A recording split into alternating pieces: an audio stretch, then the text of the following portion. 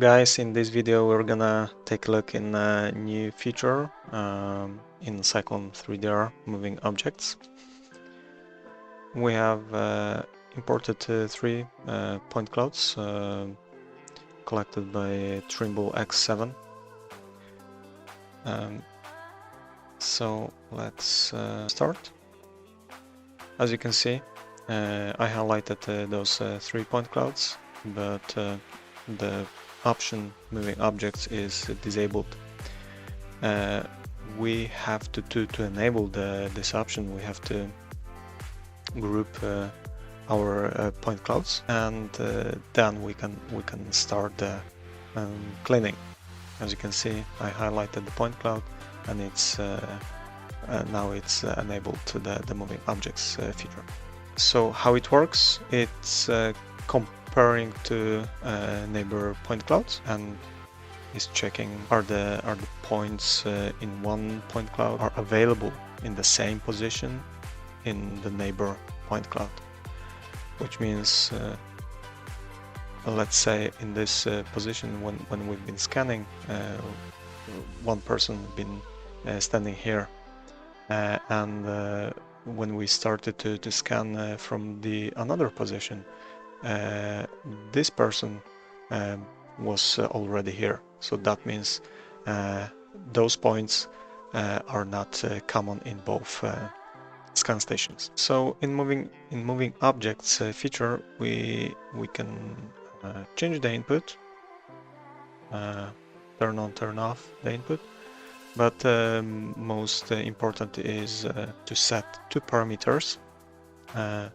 resolution at 10 meters, and that means it's the distance between points in the point cloud at 10 meters. And the recommendation from Leica is to use 2 to 3 times a higher value of this resolution than we get from the scanner. Those point clouds are in low resolution from Trimble X7, which gives approximately 11 millimeters at 10 meters. So let's use 33 millimeters, and threshold parameter determines either the point clouds from one point cloud and from the another point cloud are far enough from each other to consider them as the moving objects points. Here is a bit nicer explained in the help of Cyclone core. So if the points are very close, those points, those red ones, are not considered as moving objects points. So we have 33 millimeters, and let's keep as 30 millimeters distance. What we have now, the algorithm found out the moving objects, but not really properly. We have a person who's been moving, but his head and knees are not recognized as the moving objects. So and we have 1.32% of points are founded as moving points. Let's decrease the value of threshold. Check what we'll get. Okay, 1.49, so it's better. But let's increase then value of resolution to 50 millimeters.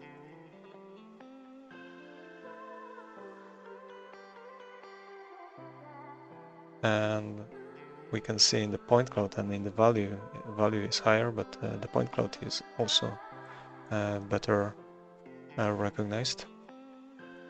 Let's then increase one more time to 70 millimeters. Much better.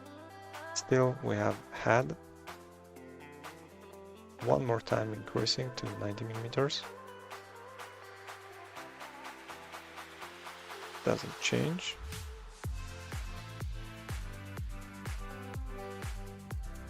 And we see here a bus, and the car is partially recognized. What would happen if we make a very high value here? The moving points value is much lower than we had previously, and as we can see, the blue points are cleaned cloud, and moving points are the red ones. Yeah, you can also turn off and turn on here in outputs.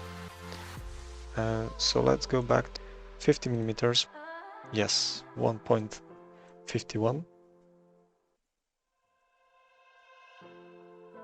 I don't think we can do much more than that. One more thing is good to recognize that the leaves on the trees are also recognized as moving objects.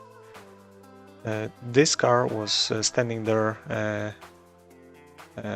during scanning from all of 3 positions. So here is the fail, and is wrongly recognized as the moving object. Let's click OK now, and we got 1 point cloud as a fixed, and 1 which consists of moving objects. Actually works quite good, not perfect, but that's still semi-automatic removing of the noises.